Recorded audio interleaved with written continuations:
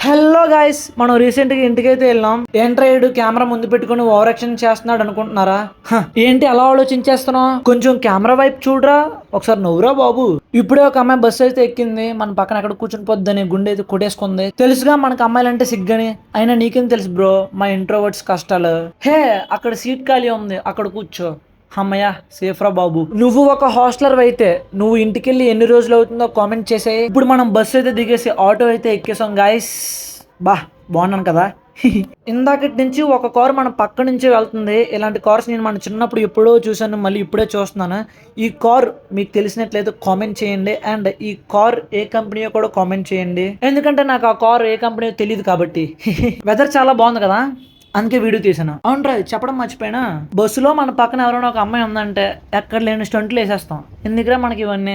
ఏదైనా అయింది అనుకో, తర్వాత నువ్వు నీ పేరెంట్స్ బాధపడాలి. అవసరమా ఇవన్నీ?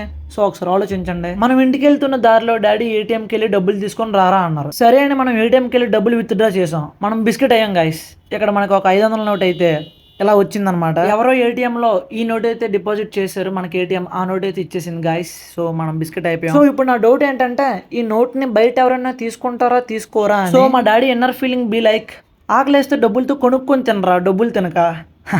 Just for fun. సో అలాగే ఇంటికి వచ్చాం కదా, మీ అందరికీ ఒకటి చూపించాలి గైస్. మీలో ఎవరికైనా ఇన్ని మెడల్స్ వచ్చాయా? నాకైతే రాలేదు. ఇవన్నీ మా చెల్లికి వచ్చినాయి. సో నేను ఇంట్లో ఖాళీగా ఉండి ఒక ప్లాన్ అయితే చేశాను. ఈ మెడల్స్ అన్ని మా నాన్నకి అయితే ప్రెజెంట్ చేద్దామని. సో ఇంట్లో ఎలా కాసేపు ఫన్ క్రియేట్ చేస్తూ కాసేపు నవ్వుకుంటూ, నేను చేసింది రైట్ ఆర్ రాంగ్ నాకు తెలియదు, కానీ చూడండి మా నాన్నమ్మనే నిజంగా తనకు గెలుచుకున్నట్టు ఎంత బాగా ఎంత హ్యాపీగా ఫీల్ అవుతుందో. ఇదిగో ప్రైజ్లు, మా నాన్నకు వచ్చిన ప్రైజ్లు ఇవన్నీ. ఇదిగోండి పిల్లలు మెడలో.